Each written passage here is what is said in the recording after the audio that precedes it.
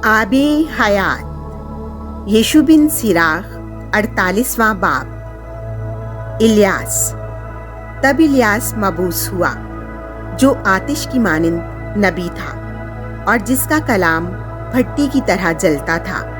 वो उन पर कहत लाया और अपनी गैरत से उसने उनके गिरोह को कम किया। उसने खुदावंद के हुक्म से आसमान को बंद कर दिया और 3 दफा वहां से आग नाजिल कराई। ए इलियास, तेरे मौजज़ों के बाइस तेरा जलाल क्या ही अजीम है और किसका फ़ख्र तेरे फ़ख्र की मानिंद है।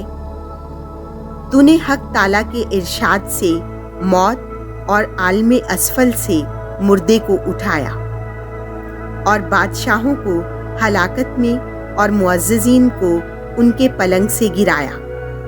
और तूने कोहे सीना पर धमकी और होरेब में इंतकाम की कज़ाएं सुनी। तूने बादशाहों को सज़ा देने के लिए मसा किया और अंबिया को अपना जानशीन बनाया। और तू आग के बगुले में आतिशी घोड़ों की गाड़ी पर ऊपर उठाया गया। तू नविश्ते के मुताबिक मुकर्ररा वक्त के लिए आमादा है ताकि खुदावंद के गज़ब को थमाए और बाप का दिल बेटे की तरफ माइल करे और याकूब के कबाइल को बहाल करे।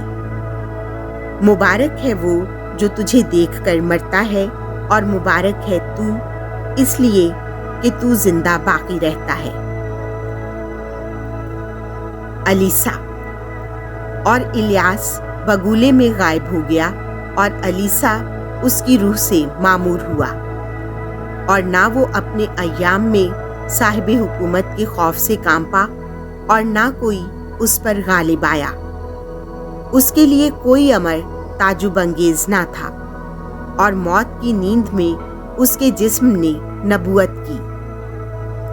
उसने अपनी जिंदगी में मौजज़े और अपनी मौत के बाद अजीब काम किए, पर इन तमाम बातों के बावजूद लोगों ने तौबा ना की और अपने गुनाहों से बाज ना आए, यहाँ तक कि वो अपने मुल्क से निकाले गए और तमाम रुए ज़मीन पर परागंदा हुए।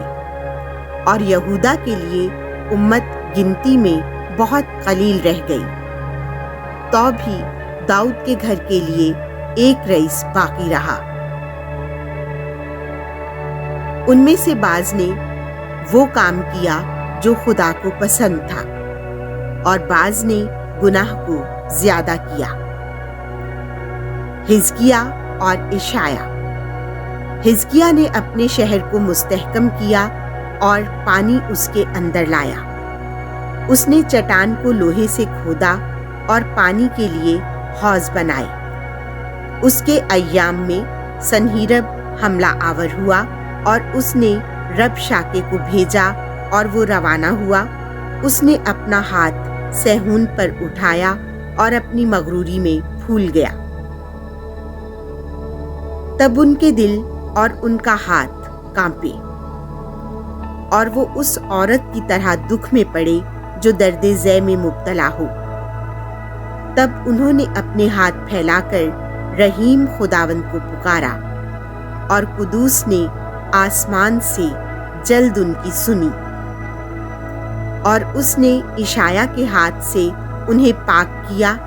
उसने अशूर की लश्करगाह को मगलूब किया और उसके फरिश्ते ने उन्हें हलाक किया, क्योंकि हिजकिया ने वही काम किया जो खुदावंद के सामने पसंदीदा था और अपने बाप दाऊद की राहों में चलने की कोशिश की, जिस तरह इशाया नबी ने उसे हुक्म दिया था, जो अपने रोया में अजीम और काबिले एतबार था। उसके दिनों में आफताब लौट कर पीछे को गया और उसने बादशाह की उम्र बढ़ाई।